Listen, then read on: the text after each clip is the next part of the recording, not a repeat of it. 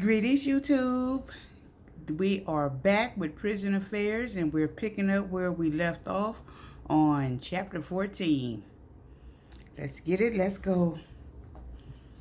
No, that's not the title. The title is Kiss and Exhale. Chapter 14, Kiss and Exhale.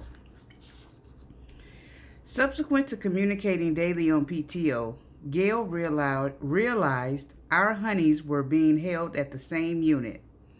And although I could make the drive alone, she suggested we visit the following weekend together to keep me from being extremely exhausted afterwards. I planned to drive to her home when I got off work, ride with her to the unit the next day, and drive home the following morning. A girlfriend of mine was apprehensive about me going to Dallas to meet Gail. She claimed Gail might actually be a man pretending to be a woman in waiting. That was funny to me. Surely I could tell she was a female by our phone conversations.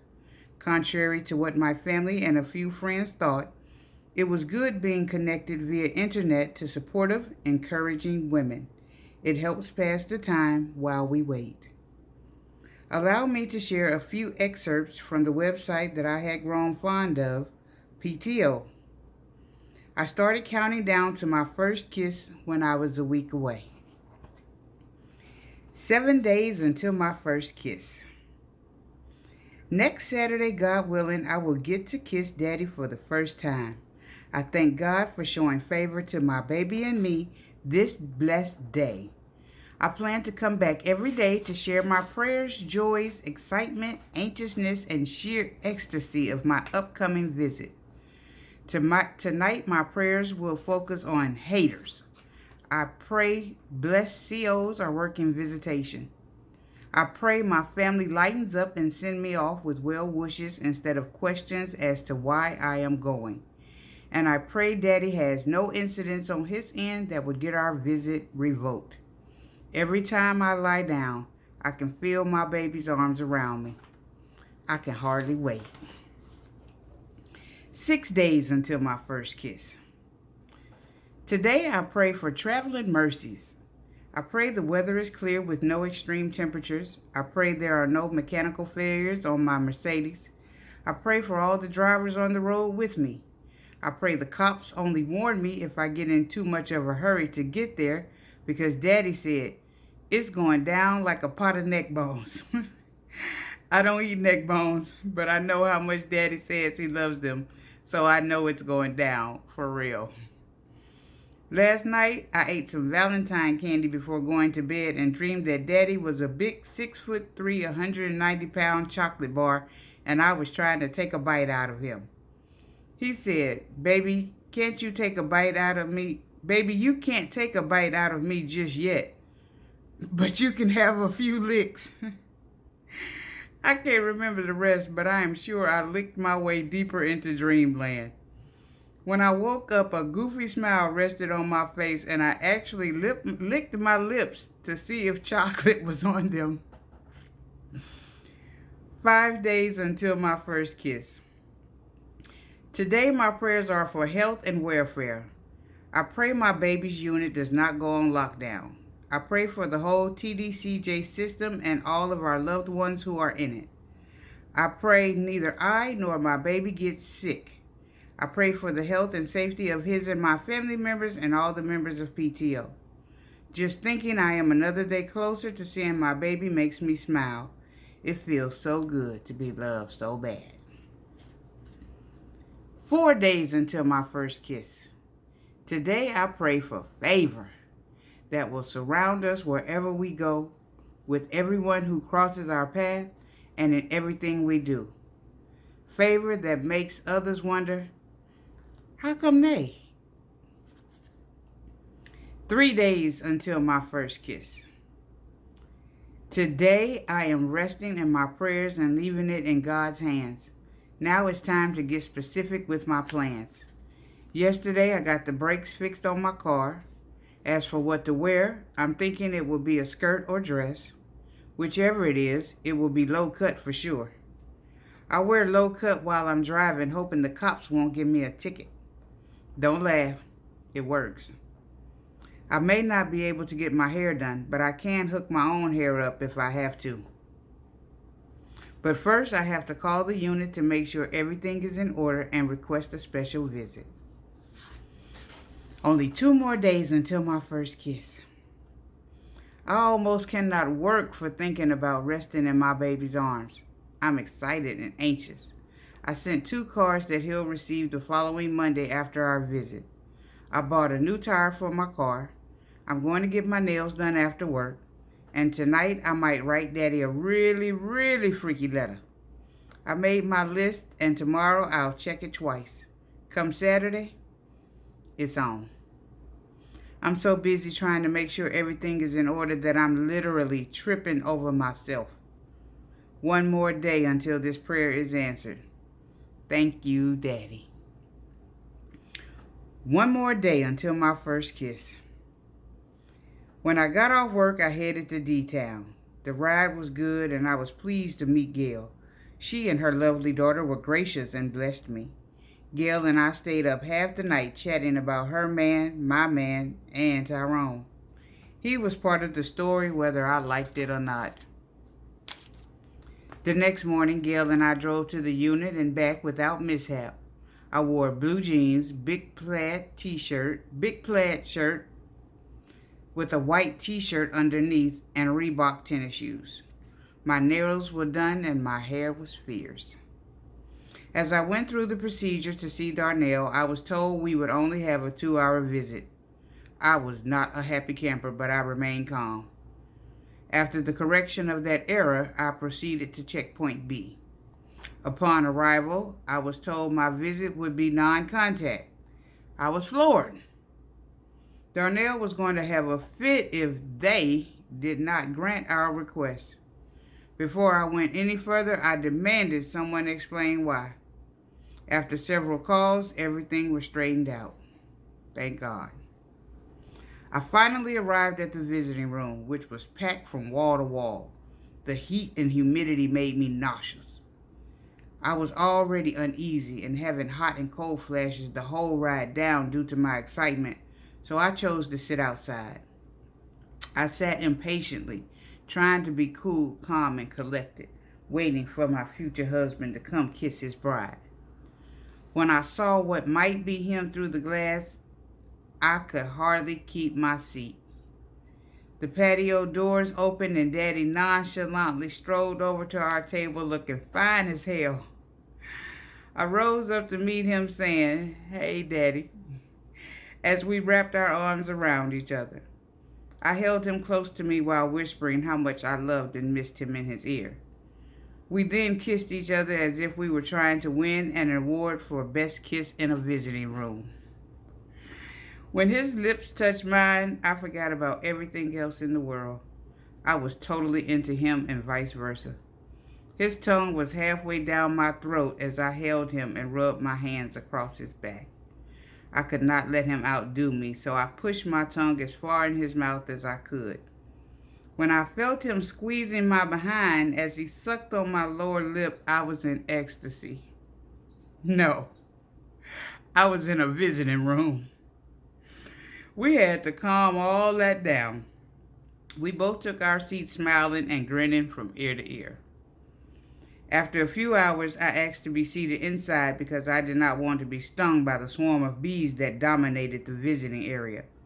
Other than that, we had a great visit. We talked about any and everything while kissing every chance we got. My only warning came when the sergeant caught us kissing toward the end. He simply told the guard to tell me to move back to my side of the table. We were sad when the visit had to end, but the pleasure of being together overruled. As the guard was taking him through the door, I would not let him go without one more kiss. The next morning, I drove all the way home in silence, thinking, I'm going to marry this man of mine. I was 25 miles from home when I was pulled over by the cops. Oh, Lord. The officer said, I stopped you because you were cruising at 78 miles per hour in a 60 mile per hour zone. I was nervous and trembling. I told the officer I was just trying to get home. The ride there is not bad, but on the way back, I get tired. He gave me a ticket for no insurance and a verbal warning for speeding. Thank you, Jesus. Who says prayer doesn't work? He told me to send my proof of insurance in before said date and slow down. He also said something about Sunday and the Lord's Day, but I was not surprised. I knew God was in the midst. I should have been in church praising and worshiping the Lord, but there I was, rolling slab from a visit. Without grace and mercy, where would I be? I had insurance, so sending it in would be no problem. However, a speeding ticket is something I did not need or want to afford. I wrote Darnell a short letter as soon as I got home to let him know I had arrived safely. If he did not hear from my daughter Chrissy or me, he would worry. In the event something was to happen to me, Chrissy was given instructions and had agreed to notify him. Hey, Daddy. Mama is home. I spent the night at old girl's house and got in about noon today. I just wrote a thank you letter to the warden expressing my appreciation. I also made her aware of the confusion that occurred. I don't want anyone's head to roll. I just want her to know what happened. I meant to tell you that I want you to stock up on shit to eat so when you all go on lockdown, you will have something. Whenever you get down to a little bit, let me know. You already know if I got it, you got it. Okay? How is my baby this day? You already know Mama is missing Daddy big time. After that kiss you laid on me, I can't help but think about you 24/7. I wake up thinking about you. I go to bed thinking about you. And I think about you through all my waking hours in between. I'm not one to dream a lot, but I know if I did, I would be dreaming about you too. I hope y'all off lockdown. I'm glad we got to visit in spite of. I love, miss, and pray for you, baby, and can hardly wait to be Mrs. Darnell. I hope we hear from the parole board soon. I can call the board to see if I can find out anything if you want me to. I love you, Daddy. Smooches. Before he had a chance to reply, I wrote another letter. How are you, baby? I am well. I so needed, loved, and enjoyed our visit. I love you so much. Please don't feel bad because you are not out here with me just yet. Baby, our time is coming. When it does, I'm telling you, God is going to make sure that we look back on this as simply a time in our lives. We can get through this. Sometimes I think we would be better off if I had not stepped to you in this manner while you were on lock. You were content before you met me with hopes of going home. Now here I come in the picture, making you want to come home that much more. But Daddy told me to tell the devil that he knows what he is doing and to rest in his love for me. Again, I can translate Daddy to you on this earth as well as my spiritual daddy in heaven. Yeah, I have to put God first, but I swear you are right there beneath him in my heart and my life. I can't wait to get your letter about our visit. I want to be in sync with what you're feeling. It seems to me that you got a little down toward the end. After we came in, I wish we had stayed outside.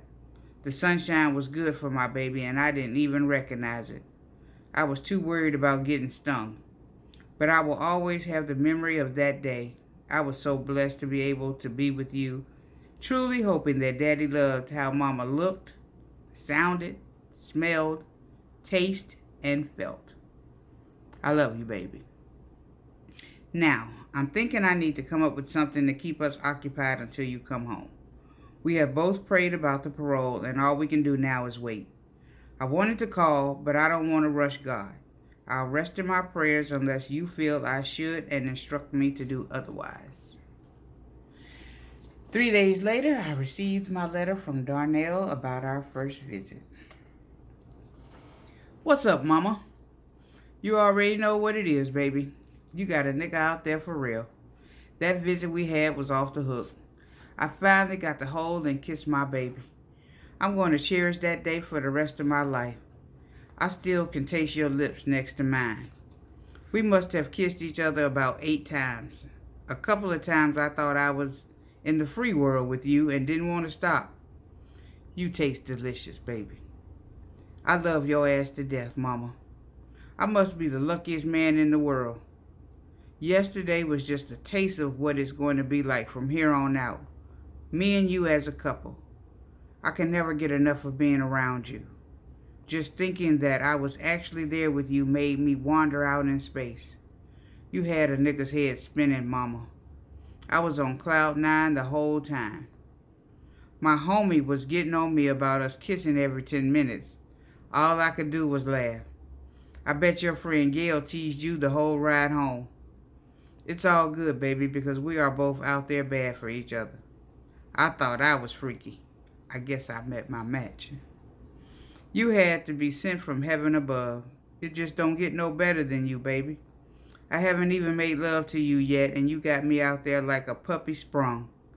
I wouldn't want any other woman as my wife.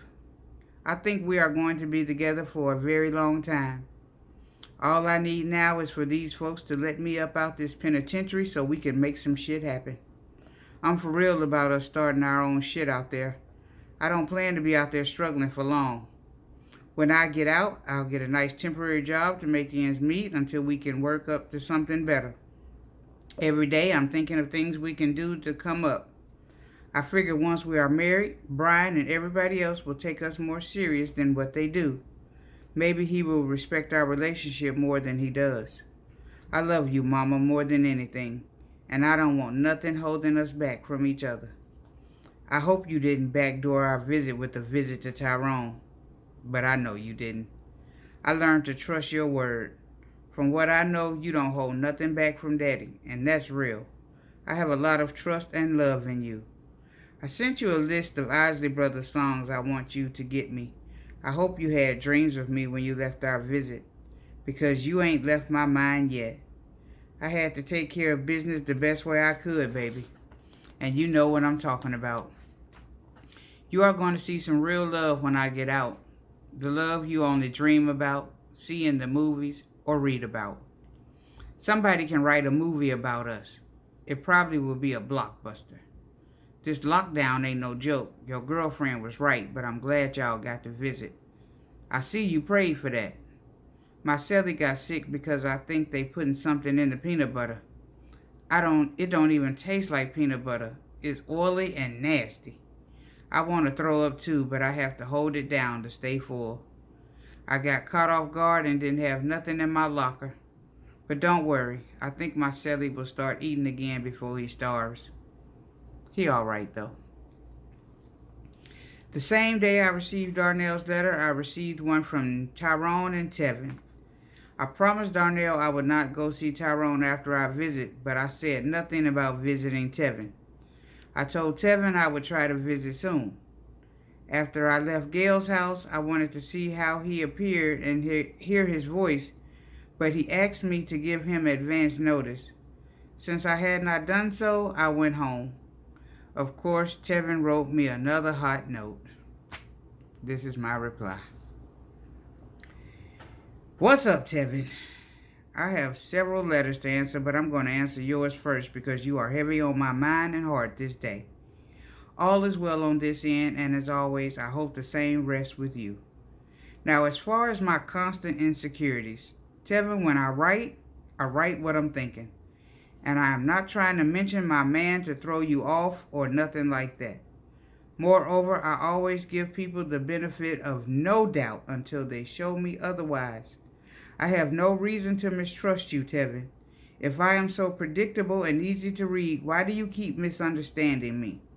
I guess I am not as clear as you would like, or maybe we just ain't feeling each other. I have been nothing but straightforward with you as far as I am concerned. I just changed my plans.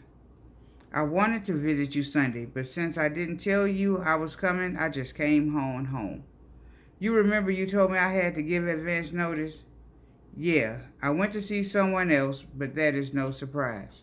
And no, I didn't say to hell with you. I'd see you when I can. Though I will be honest and saying visiting you was not at the top of my list of priorities. My intentions was to see you if I came to see Tyrone, but that's no surprise either. I guess I'm not taking your feelings into consideration the way I should, or rather the way you want me to. I'm sorry you are upset with me once again. You must know that is not my intent. I should never have said I would visit in February if I were not sure. I guess I didn't know how to treat you. I guess I don't know how to treat you, and there's nothing I can do about that. All I can do is be me, and if me is not pleasing to you, oh well. I don't feel I'm being any more cautious with you than I am with anyone else. And what you are talking about, discrediting your character and intelligence, Tevin, you are way over my head. Bottom line, don't be upset with me. What good does it do? My baby sister did some dirty shit to me, but I go on. Just like you will, since it doesn't mean anything to you anymore anyway. And whether or not we continue to correspond at this point is on you. Either way, I wish you well. Be blessed, Tevin. I'm out. Now back to Brother Tyrone. He wrote, "Hello there, friend. It's been so long. How can a man be so strong when the strongest part of him is unexistent? I can only do me. My love is something I feel is very special, being that your heart was returned to you. I don't feel that I deserve to mistreat it and lied to with all these broken promises. God is not going to build something that is meant to be destroyed. Now you can play games with yourself as a child and a full-fledged woman figure, or appreciate the blessings that God brings to you, or keep on playing games with the man that loves you for real. I'm not going to chase you, Christine. No, I'm not. It's like a mother trying to teach her child. After a while, she continues to love her baby, but realizes experience is the best teacher. When I met you, I knew I would love again, for life. I felt mind, body, and spirit, and we would never go wrong. And I was damn sure no one would come between us. Every day I sit here thinking about my baby, and I ask myself, is it only because he is up for parole, or have I really hurt her and she don't want to talk or write no more? Are you trying to hurt me by not seeing me or loving me? Or is that old boy got all the things that I once had? Be real, because if you tell me that, I will know, then I will know where to go from here. I love you, Christine, but there is no reason for me to keep forcing, dreaming, hoping, and wishing that your love for me is more than words. I can never hate you or dislike you for any reason. I returned your heart, so I have no angry vibes, only a lot of hurt and pain. I guess my naked pictures went to him. Can I have those pictures back I took at visit? I have a beautiful smile on my face, and that was a memory I miss. Can you give me one last visit to say what's on my heart? Please. I want to look in my baby's eyes one last time. I want you to know that I would never let anyone come between us. It hurts and it's real. I'm going to let you go because you probably hate me for being me. But I love you, girl. Tell your sister and the kids I said hello.